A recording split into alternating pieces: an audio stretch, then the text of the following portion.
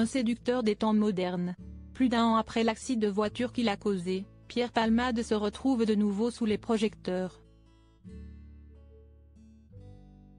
Le lundi 4 mars, Le Parisien a révélé que le parquet de Melun avait décidé de renvoyer le comédien devant le tribunal correctionnel pour répondre des accusations d'homicide et de blessures involontaires aggravées. À la suite de cette décision, nos confrères ont divulgué de nouveaux détails concernant cette affaire, notamment des informations sur la personnalité du comédien, qui a fait l'objet d'une expertise sur demande du parquet de Melun. Après l'accident, la juge d'instruction chargée de l'affaire avait ordonné une enquête de personnalité. Cette démarche vise à éclairer la justice sur la personnalité de l'accusé, depuis son enfance jusqu'à après l'accident. Cette enquête permet également de mieux comprendre le préjudice subi par la ou les victimes et contribue à la prise de décision des juridictions. Au cours de cette enquête, Pierre Palmade avait dévoilé les dessous de son addiction aux drogues de synthèse. Il avait également admis avoir eu 10 grandes histoires d'amour avec des hommes et avoir eu des relations sexuelles avec 4000 garçons, comme l'a révélé Le Parisien. Il est bien connu que Pierre Palmade était un grand séducteur, profondément attaché à l'idée même de l'amour. Cependant, jusqu'alors, il avait gardé ses relations intimes très discrètes.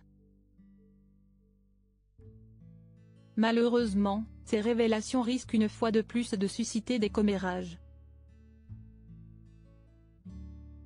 Pierre Palmade, François Cluzet, Benoît Magimel. Les stars sans tabou sur leurs addictions. Le procès attendu pour fin 2024. Pour rappel, le 10 février dernier, alors qu'il était sous l'empire de substances illicites, l'humoriste a pris le volant en direction d'un supermarché dans la région de Villiers-en-Bière, en Seine-et-Marne. Imprudent, il a percuté un véhicule qui roulait en sens inverse. Alors que Pierre Palmade est sorti presque indemne de l'accident, n'ayant été que brièvement hospitalisé, le conducteur de l'autre véhicule a été placé dans un coma artificiel, tandis que son fils a été hospitalisé et que sa belle-sœur, enceinte de 7 mois, a perdu son bébé. Et c'est justement cet enfant à naître qui est au cœur de toutes les controverses. Étant donné que le fœtus n'était pas vivant au sens de né au moment de l'accident, la jurisprudence est ambiguë. La question cruciale est de savoir si le fœtus doit être considéré comme une victime. En d'autres termes, sa disparition peut-elle être qualifiée pénalement d'homicide involontaire?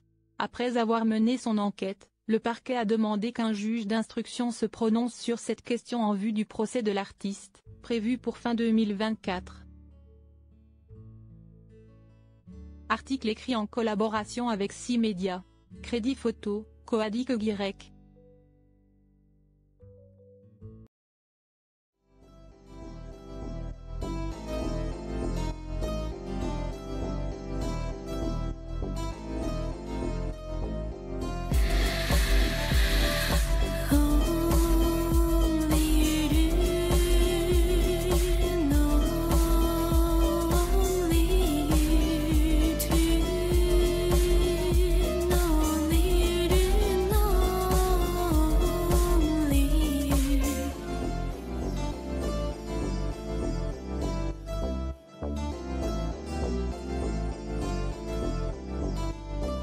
To